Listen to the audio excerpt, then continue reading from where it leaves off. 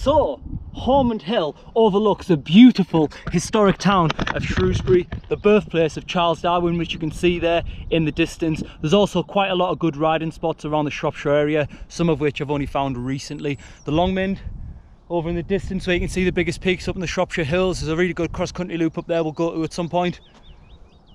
Along then, we've got Eastridge, home of the British Enduro series. We've got Grinsell, a few of the riding spots, and over in the distance there, the Wrekin. You'll find that there's two main trail areas up at Haughmond Hill. You've got the south side and kicking over a little bit to the south-southeast side. Over there, there's quite a few trails, a lot of them sort of undiscovered, and they're cropping up all the time. Down that south side, the trails are a lot more established, and you're going to find hard-packed stuff covered in like pine needles and that. Really fun, really fast. And then over the east side of Haughmond Hill, you're going to find a lot more development going on. The local trail builders are digging there all the time. Things are a lot steeper over there, a lot less well established, a lot more technical and a lot more loose. There's a lot of fun to be had over there also. So without further ado, gnarly shredders, dudes and dudettes, I'm going to take you down a couple of the trails up here at Haughmond Hill. Now the first one I'm going to take you down is called Ski Jump on Strava, although some of the locals inform me that it's not actually ski jump and that whoever put it on Strava got it wrong. Little Strava tip for you, if like myself you do believe that if it's not on Strava it did not happen, is if you're going to chill out at the top before going, leave your ride or just sit over there near the trig point and chill out, because this here is where the trails start on this south-southeasterly side of the hill. This is where they start. Whoever created these segments had them start right here at the most convenient place to chill, rather than a couple of yards down the track there. So if you come here and you sit here for a minute to have a drink, your timer will have started ticking. Say goodbye to those comms. Incidentally, my steed, Tallulah Trek, is conveniently sat over there waiting for a good photograph, to send it to GMBN. This is one of, or used to be one of Neil Donohue's local riding spots. He's all over the top 10s on Strava around here. With any luck, he'll ping a local boy. Yeah. Okay then, so here goes. Ski jump. And she starts. Good sprint start. And now we stop pedaling at the roots. There's the roots. Over on the right hand side, over on this corner, across the off-camber roots. And then back into a sprint. Right hand side of this path side, we've got any roots so you can keep on more speed.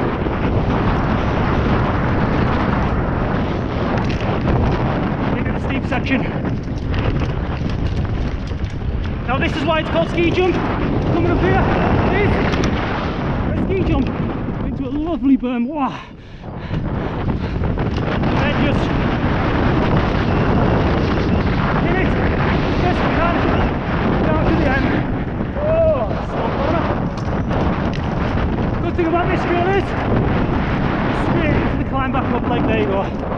Seat up, get in the low gear, ready for the climb. As with quite a few of these trails on the south-southeast side, you get to the bottom, get your seat up, get in your climbing gear, and you're literally straight on uphill. From this side, it starts off steep, but it does mellow out a bit in the middle and finishes steep.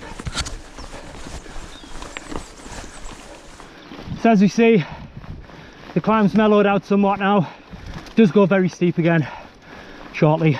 Now, I normally find when I'm up here, it takes me about 12 to 15 minutes depending, to come down a trail, climb back up, round the forestry track, back to the trig point, rest, have a drink, and then I'm ready to go again. So you know, in a 2.5 hour riding session, I can get quite a few routes in. So here's where we start going steep again, a lot more technical climbing, picking those lines.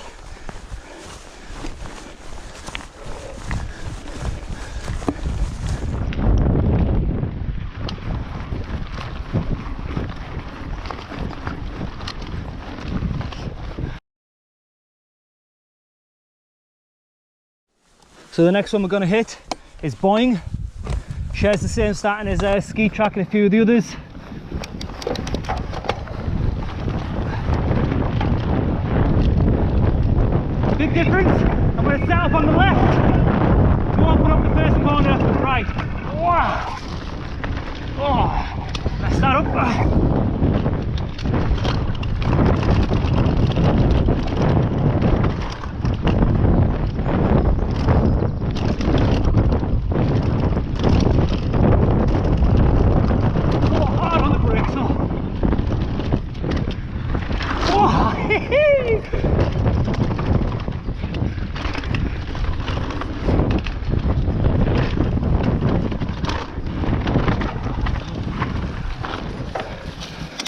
Oh.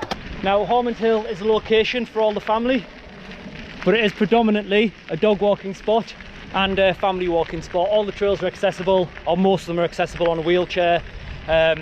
Disabled people can quite happily come up here and enjoy themselves. Kids can, because once you get up the top here where the car park is, it's just a big plateau. You know, there isn't too many hills until you get over to that south side where the main trails are. As for the facilities, massive car park up the top here. Only gets full on the busiest of days. You've got toileting facilities, disabled, baby changing and regular toilets. You also have a nice little cafe. Now, as I say, this is predominantly a walking spot, so there are no bike maintenance facilities, so come prepared, but you can always get yourself a nice brew if you want one. Bonjour madame, je vous prie café au lait s'il vous plaît. Merci bucket.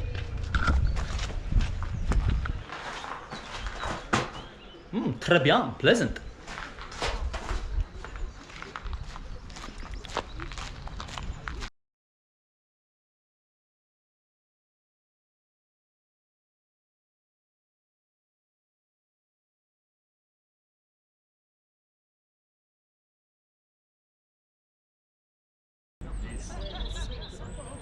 So, overall, I think for the facilities, I would give Haughmond Hill a 5 out of 10. So I'm giving it 2 points for the fact there's a cafe, does cake and good coffee. It's going to get another point for the fact that it's got toilet facilities, meaning you don't have to go in the woods, leaving spectators thinking that the Gruffalo really does exist. We've got a nice big car park and we've got a good seating area, so if you want to come up here with your riding crew, you can all chill, have a wet before you get back on the trails. Okay, so it's a little bit of the Waymark Blue Trail. Very easy, great for family to be honest with you, as I said, and still fun to get to and from the facilities.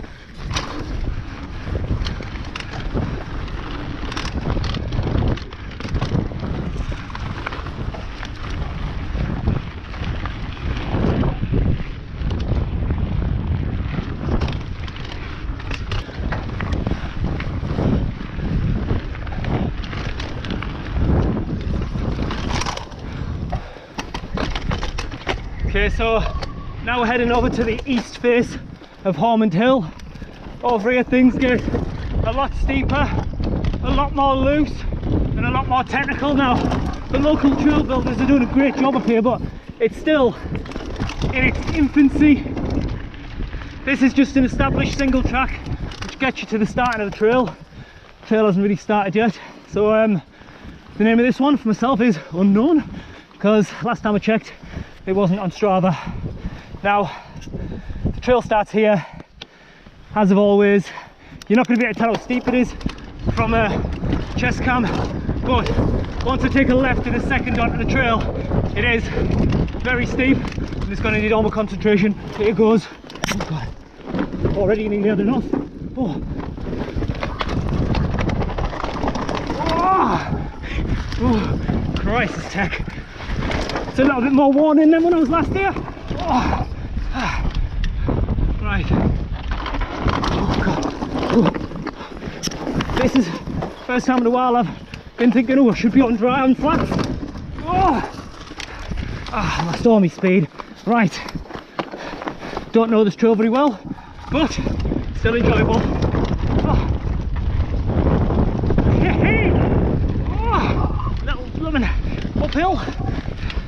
And one of the berms has gone. Oh well, cutting into that one. Oh God.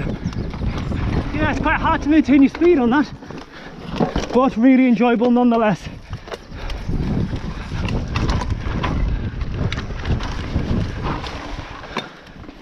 So when you're coming up from the east side of the hill, the climb back up is a lot easier.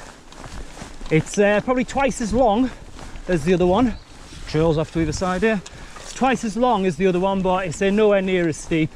So if you're coming up here with your mates, you can have a little chat as you do so, feeling fairly comfortable. And as for the uphills generally, I'm going to give them a 6 out of 10. There's no boring long fire roads. It's all in the woods, it's all interesting, nice single track. It's enjoyable to climb, you know what I mean? And some places you go, you're climbing for like 30 minutes for a 3-minute downhill. yeah, although the ratios probably end up the same, it feels like you get more bang for your buck here because the climbs are reasonably short.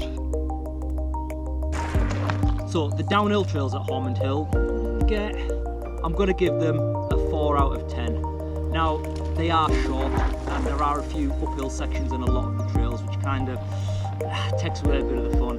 But although, as I said, they are short, the bits that are downhill are very fun. They're well built. The local shredders up here do maintain them. Would I drive a real long distance to get here? Probably not. But if you're a local shredder, you want to come for a nice day out, especially in the good weather, yeah, it's worth a short journey. So we spoke about the uphills and the downhills. Now, as for thinking about this place as a overall trail centre, I'm going to give it a 2 out of 10. It's not the type of place that you're going to be driving for miles to come to for an epic adventure, because you're never going to be more than 5-10 minutes away from the car park at best, and that's walking. So I enjoy the place, but if you're after an epic adventure, all you'll be doing here is climbing up, down a trail, climbing up, down a trail. It's pretty much what it's got to offer. So far, I've graded the descents, the uphill, the overall trail and the area's facilities. The next category I'm going to review is the Mitch factor. So, what is the Mitch factor, I hear you say? So what is the Mitch factor? Well, I'll tell you exactly what the Mitch factor is. The Mitch factor is a measurement of how a place makes me feel, taking everything into account, the size of the smile it puts on my face and how much I want to come back. Now, I'm an ambitious man, and I do solemnly hope that one day the Mitch factor will go down as a universally accepted unit of measurement, like the metric system, like the Scoville heat scale or the Bristol stool chart. So as for the Mitch factor of Haughmond Hill, this place doesn't have the big mountain and the massive variety of trails like, for instance, Bike Park Wales. It doesn't have the creative jump lines and potentially world-class downhill tracks of Revolution Bike Park. It doesn't have the mega adventure feel of somewhere like Afton Forest or Coed Brennan, but it has got something else. Now, what Haughmond Hill has got is something that I liken a little bit to Cannock Chase. It's not got the biggest hill in the world, not got the most vertical descent, but you know what? What the trail builders have done is made it fun. Whenever I finish Cannock Chase, I always want to do another lap, and it's the same with this place. I always leave thinking, do you know what? That was brilliant. I've had a lot of fun. Regardless of whether I'm pushing it for Strava segments or like now, just enjoying a bit of flow. It's fun either way. So, like I said, it's brilliant. And I will give it an above average Mitch factor of 6 out of 10. Now to wrap up this review, totting up the scores, we've got the downhills getting 4 points, the uphills getting 6 points, 2 for the overall trail, 5 for the facilities and a big 6 for the Mitch factor, giving a total of 23 points out of a potential 50. Now the fact that it isn't a big long adventurous trail let it down a little bit, but as I've said in the video, Haughmond Hill is a great place if you're local or if you're passing through. It's not the type of place you travel a long way for, but you know what? I like the place and it is enjoyable. Thank you very much. Finally, I'd like to give a massive shout out to the Northeast Freeriders Downhill and Enduro mountain bike race team, and especially to its founding member, John Story, who was sadly taken from us in October last year. John was an amazing man and a good friend who did a lot to promote the growth of mountain biking in Teesside and the Northeast area. He had the biggest smile on any uplift truck, and you could hear him laughing even if you were at the Deer Gates and he was up on the start line at Fort William. He was always there to help people, whether it was just giving people a lift to the races or donating one of his last cans of Carlin around a campfire on practice day. Please help John's legacy by heading over to the Northeast Freerider YouTube channel, which is linked in the description below. Give a like and a subscribe, go and watch his memorial video and just try and get an idea of how much of an amazing bloke he actually was. We all miss you, mate. Ride in peace.